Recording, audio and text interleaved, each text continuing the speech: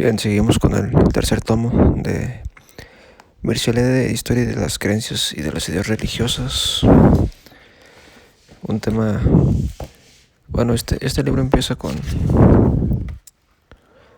las religiones de Eurasia antigua, turco-mongoles. Y habla, bueno, las religiones de Eurasia antigua, los turco-mongoles, los finógoros y los baltoeslavos, que habla de los cazadores, nómadas, guerreros, de Tangri, el cielo divino, la estructura del mundo, las peripecias de la creación, el chamán y la iniciación chamánica, mitos y rituales chamánicos, significación e importancia del chamanismo, religiones de los asiáticos septentrionales y de los finógoros, la religión de los baltos, el paganismo eslavo, ritos, mitos y creencias de los viejos eslavos. Luego habla de las iglesias cristianas, de Agustín de Hipona, de la iglesia de Oriente y el procedimiento de la teología bizantina, la veneración de los íconos, de Mahoma y los comienzos del Islam. Habla del catolicismo, de Carlomagno a Joaquín de Fiore, el esoterismo y las creaciones literarias de los trovadores, de los fieles de amor y el ciclo del Grial, de las cruzadas. Luego habla de las teologías y místicas musulmanas, del chiismo, el ismaelismo, el sufismo, de algunos maestros sufís, de Sohrawardi, de la alquimia y el sufismo. Y luego otro tema del judaísmo, pero la parte esotérica de la cábala. Luego de la Edad Media con los cátaros, el Bogomilov, San Francisco de Asís, Tomás de Aquino, Maestro Eckhart, Nicolás de Cusa, San Gregorio de Palamas, monjes escicatas. Y luego habla de la religión y tradiciones herméticas antes y después de las reformas. Vemos aquí la casa de brujas, Giordano Bruno, Martín Lutero, la teología de Lutero, a Calvino, neoplatonismo, hermetismo, el renacimiento, y luego la alquimia con Paracelso, Newton y los Rosacruces, y por último las religiones tibetanas. Pero yo creo que voy a hablar, no sé si hable de todo un poco, sino las partes interesantes. Por ejemplo, de esta primera parte, las religiones de Eurasia, es interesante de los chamanes, es la parte de Siberia. Por ejemplo, esto dice que sacrificaban como todos, en todas partes. Qué curioso, ¿verdad? Que en todas partes hacían sacrificios a los dioses, y aquí no es la excepción. El sacrificio a los dioses celestes, especialmente en caso de calamidades o catástrofes naturales, o sea, les tenían que hacer sacrificios para que no hubiera catástrofes naturales. La tiene una cosmología. Dice, en Asia, como en otras muchas regiones del mundo, se concibe la estructura del universo en general como articulado en tres planos, cielo, tierra e infierno, unidos entre sí por un eje central. Este eje pasa por una abertura, un agujero por el que los dioses descienden a la tierra y los muertos a las regiones subterráneas. Aquí está interesante, ¿no? Como hay una abertura según un agujero, como una especie de portal, donde descienden los dioses y los muertos a las regiones subterráneas. Dice, también el alma del chamán puede elevarse a través de ese agujero o descender en el curso de sus viajes celestes o infernales. Los tres mundos en que habitan los dioses, los hombres y el soberano del infierno, son, con los muertos se conciben por consiguiente como tres placas superpuestas. Esta imagen se completa con la creencia de que el mundo está sostenido por un animal que le impide hundirse en el océano. Numerosos pueblos altaicos imaginan el cielo como una tienda. Aquí está lo interesante. La Vía Láctea es la costura, las estrellas las aberturas para la luz. De vez en cuando los dioses abren la tienda para mirar la tierra, y en eso consisten los meteoros.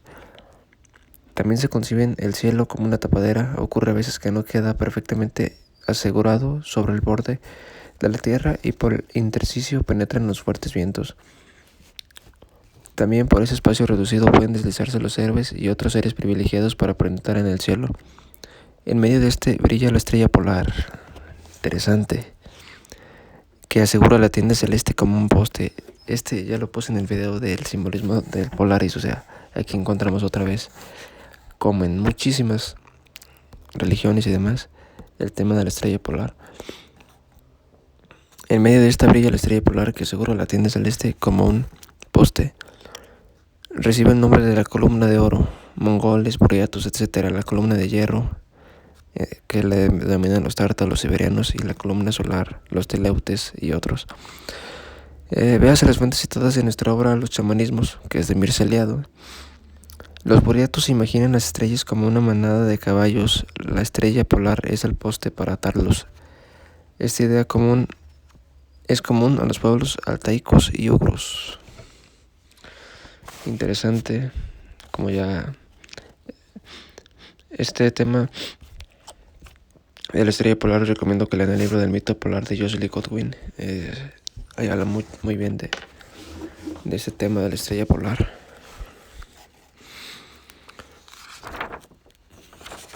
Luego dice: tal como cabría esperar, esta cosmología tuvo su réplica en el microcosmos habitado por los humanos.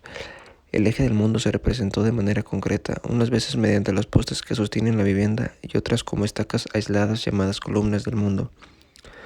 Cuando la forma de la vivienda sufre modificaciones, la función mítico-religiosa del poste se transfiere a la abertura superior por la que sale el humo.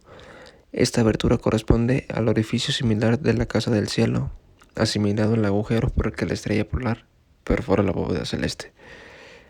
Este simbolismo se halla muy difundido. Como aquí nos menciona el autor, se atestigua también en numerosas poblaciones altaicas, así como en otras culturas más evolucionadas: Egipto, India, China, Mesopotamia, Grecia, etc. Le subyace la creencia en la posibilidad de una comunicación directa con el cielo. En el plano macroscósmico, esta comunicación está representada por un eje, una columna, montaña, un árbol. En el plano microcósmico es significada por el poste central de la vivienda o por la abertura superior de la tienda, lo que quiere decir que toda vivienda humana se proyecta sobre el centro del mundo y que todo altar, tienda o casa ofrece la posibilidad de una ruptura de nivel y por ello mismo la de comunicarse con los dioses o incluso en el caso de los chamanes de ascender al cielo.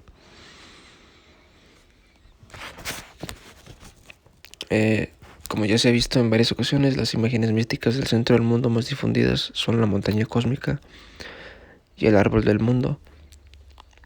También entre las poblaciones altaicas y en otras muchas zonas de Asia encontramos estas mismas imágenes. Los tártaros altaicos se imaginan a Bai Ulgan en medio del cielo, sentado sobre una montaña de oro. Los tártaros abacanes la llaman la montaña de hierro. El hecho de que los mongoles, buriatos y kalmucos conozcan ese centro del mundo por el nombre de Sumur o Somer, que trasluce claramente la influencia india, como la montaña mítica de Meru. Y en cuanto al árbol del mundo, pues está atestiguado en total y desempeña un papel importante en el chamanismo. Cosmológicamente, el árbol del mundo se eleva en el centro de la Tierra en su mismo ombligo, mientras que sus ramas superiores tocan al palacio de Bayulgan. Interesante el tema del árbol, como los nórdicos y otros. El árbol une las tres regiones cósmicas, pues sus raíces se hunden en las profundidades de la Tierra. Según los mongoles y los buriatos, los dioses se nutren de los frutos de ese árbol. Otras poblaciones altaicas creían que las almas de los niños antes de nacer reposan como pájaros en los ramos del árbol cósmico y que ahí van a buscarlo los chamanes. Se supone que el chamán fabrica su tambor con madera del árbol del mundo. Ante su yurta y en el interior de la misma se hallan unas réplicas del árbol, cuya figura se representa además sobre el tambor. Por otra parte, que en su escalada del abedul ritual, el chamán no hace otra cosa que trepar efectivamente por el árbol cósmico. Las peripecias de la creación, el mito cosmogónico más difundido entre las poblaciones de Asia Central y Septentrional, es conocido a escala universal. Si bien bajo formas diferentes, su arcaísmo, su notable difusión, aparte de Asia, está atestiguado en la India Aria, Prearia, en Asia suroriental y en América del Norte. Y las múltiples modificaciones que han conocido a través de las edades hacen de este mito uno de los problemas más apasionantes para el historiador de las religiones. A fin de poner de relieve los caracteres específicos de las visiones propias de Asia Central, presentaremos en primer lugar las que podemos considerar como formas primarias del mito. El paisaje de fondo es en cualquier caso el mismo. Otro tema muy probablemente de origen mesopotámico es el del árbol libro de los destinos. Las grandes aguas de la creación, el argumento se desarrolla con dos variantes. Dios, en forma animal, se sumerge en el fondo del abismo para sacar un poco de limo con que modelar el mundo. Otras veces hace que se sumerja un animal anfibio, cuya existencia desconocía hasta entonces y que a partir de este momento se convertirá en su adversario. La primera versión está atestiguada en el hinduismo. La segunda versión está muy difundida en India, América del Norte, pero hemos de precisar que en esta versión no hay oposición alguna entre los animales que se sumergen y el creador. Únicamente en Asia y en Europa Oriental llegaría a adquirir el buceador cosmogónico una faceta dualista. Hay más cosas interesantes, pero se haría muy largo el video. Por ejemplo, el chamán y la nación chamánica dice que hay un dios celeste soberano que se convierte o se multiplica indefinidamente. Un dios creador, pero cuyas obras, el mundo y el hombre, se echan a perder por la astuta intervención de un adversario satánico. Aquí vemos siempre la mención está de una fuerza hostil, Satanás. Dice, de un adversario satánico, la precariedad del alma humana, las enfermedades y la muerte provocadas por los demonios y los malos espíritus, un universo tripartito, cielo, tierra e infiernos, que implica una geografía mítica a veces muy complicada. Los múltiples poderes del chamán son resultado de sus experiencias iniciáticas. Gracias a las pruebas soportadas durante su iniciación, el futuro chamán valora la precariedad del alma y aprende los medios para defenderla. También conoce por experiencia los dolores provocados por las diversas enfermedades y logra identificar a sus autores. Sufre una muerte final, desciende a los infiernos y a veces sube al cielo. En resumen, todos los poderes del chamán dependen de sus experiencias y conocimientos de orden espiritual. Logra familiarizarse con todos los espíritus, almas de los vivos y de los muertos, dioses y demonios, las figuras innumerables, invisibles para el resto de los humanos que poblan estas regiones cósmicas. Un hombre llega a ser chamán por vocación espontánea, la llamada o la elección, por transmisión hereditaria de la profesión chamánica, por decisión personal o más raramente por la voluntad del clan. Pero independientemente del método de selección, un chamán no es reconocido como tal sino después de haber recibido una doble instrucción de orden extático, con sueños, visiones, trances, y de orden tradicional, que son técnicas chamánicas, nombres y función de los espíritus, mitología y genealogía del clan, lenguaje secreto, etc. Esta doble instrucción de la que ya se encargan ciertos espíritus y los viejos maestros chamanes constituye la iniciación. Puede ser pública, pero la ausencia de tal ceremonia no implica en modo alguno una falta de iniciación, ya que ésta puede haberse operado en sueños o en la experiencia extática del neófito. En resumen, los chamanes desempeñan un papel esencial en la defensa de la integridad psíquica de la comunidad. Son los campeones antidemoníacos por excelencia y luchan tanto contra los demonios y las enfermedades como contra la magia negra. Los elementos guerreros que tanta importancia tienen en ciertos tipos de chamanes, de chamanismo asiático, coraza, lanza, arco, espada, se explican por la necesidad de luchar contra los demonios, verdaderos enemigos de la humanidad. De manera general, se puede decir que el chamán defiende la vida, la salud, la fecundidad, el mundo de la luz contra la muerte, las enfermedades, la esterilidad, la desgracia y el mundo de las tinieblas. Difícil nos resulta imaginar todo lo que este campeón puede significar. Para una sociedad arcaica, supone ante todo la certeza de que los humanos no están solos en un mundo extraño, cercados por los demonios y las fuerzas del mal. Aparte de los dioses y los seres sobrenaturales a los que se dirigen las plegarias y se ofrecen sacrificios, pues qué clase de dioses son estos. Sacrificios y más sacrificios. Bueno, prosigo. Existen unos especialistas de lo sagrado, unos hombres capaces de ver a los espíritus, de subir al cielo y entrevistarse con los dioses, de descender a los infiernos y luchar contra los demonios, la enfermedad y la muerte. El cometido esencial del chamán para la defensa de la integridad psíquica de la comunidad entraña un rasgo esencial, la seguridad que tienen los hombres de que uno de ellos es capaz de ayudarles en las circunstancias críticas provocadas por los habitantes del mundo invisible. Resulta consolador y reconfortante saber que un miembro de la comunidad es capaz de ver lo que está oculto e invisible para los restantes, así como de aportarles informaciones directas y precisas acerca de los mundos sobrenaturales. Gracias precisamente a esa capacidad de viajar por los mundos sobrenaturales y de ver a seres sobrehumanos, dioses, demonios y a los espíritus de los muertos, El chamán ha podido contribuir de manera decisiva al conocimiento de la muerte. Es probable que un gran número de rasgos de la geografía funeraria, así como cierto número de temas integrados en la mitología de la muerte, sean resultado de las experiencias estáticas de los chamanes. Los paisajes que contempla el chamán y los personajes con los que se entrevista en el curso de sus viajes estáticos por el más allá son minuciosamente descritos por el mismo chamán durante el trance o después del mismo.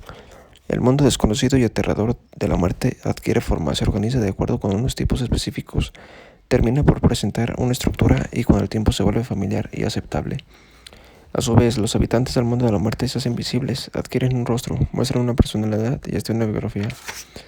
Poco a poco el mundo de los muertos se hace objeto de conocimiento y hasta se revaloriza la misma muerte, sobre todo como rito de paso hacia un modo de ser espiritual. En resumidas cuentas, los relatos de los viajes estáticos de los chamanes contribuyen a espiritualizar el mundo de los muertos, a la vez que los enriquece con formas y figuras cargadas de prestigio.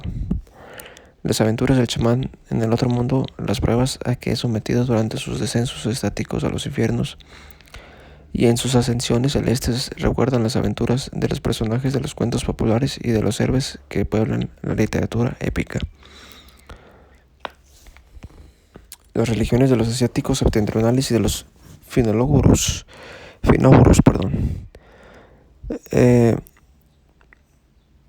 el planteamiento de esta obra, que se propone ante todo analizar las creencias religiosas, solo nos permite hacer una presentación sumaria de las religiones comunes a los pueblos pertenecientes a los grupos lingüísticos paleosiberiano, uraliano y finogro. No es que sus religiones carezcan de interés, sino que muchos de sus elementos característicos, dioses celestes y dei o diosi, el mito de la inmersión cosmogónica y su endurecimiento dualista, así como el chamanismo, se parecen mucho a los de los pueblos altaicos. Así, por ejemplo, podemos hablar del de los Yanesias, nombre que significa a la vez cielo y dios celeste. Es como invisible en el sentido de que nadie le ha visto jamás y si alguien le ve se vuelve ciego. Aparece como creador y dueño del universo, también creó el hombre. Es bueno y omnipotente, pero no se interesa por los asuntos humanos. Todo eso lo deja de manos de los espíritus de segundo grado, de los héroes y de los grandes chamanes.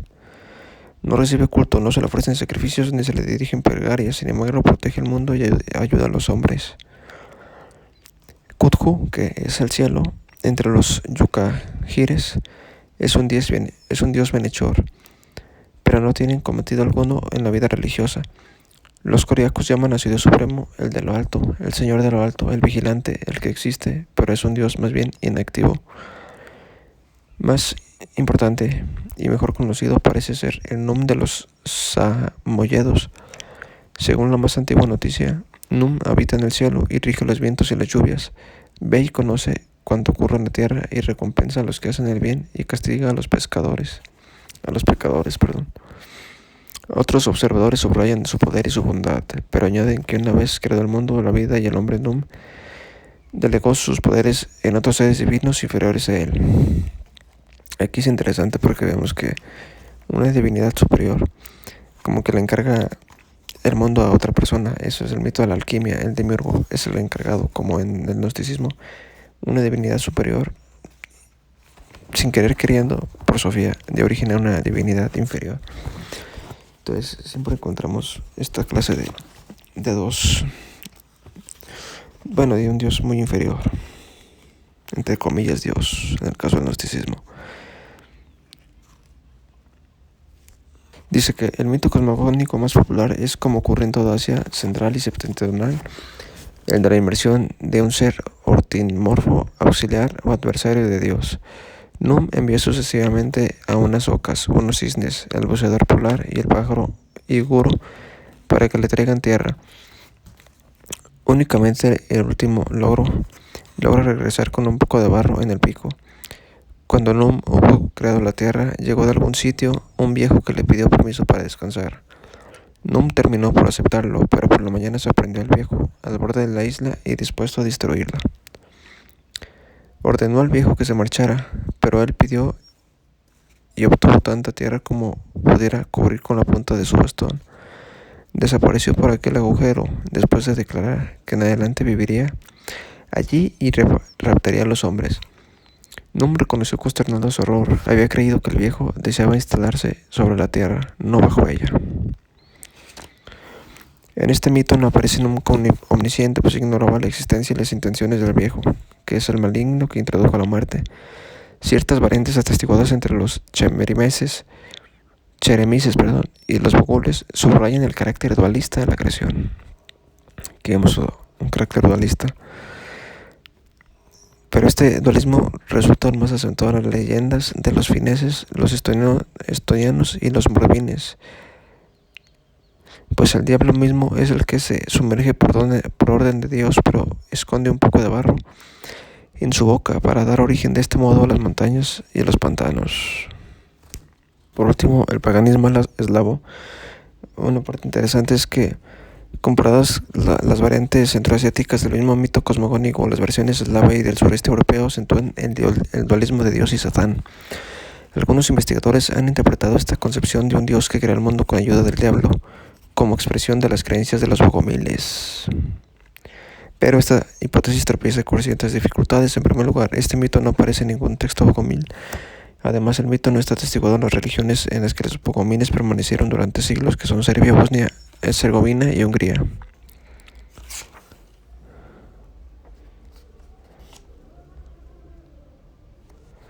Es difícil precisar si los antiguos eslavos compartían otras concepciones dualistas de tipo iranio o gnóstico. Desde nuestro punto de vista, bastará haber expuesto por una parte la continuidad de las estructuras mítico-religiosas arcaicas en las creencias de los pueblos de la Europa cristiana y por otra, la importancia que poseen para la historia general de las regiones esas revalorizaciones a nivel folclórico de una herencia religiosa inmemorial.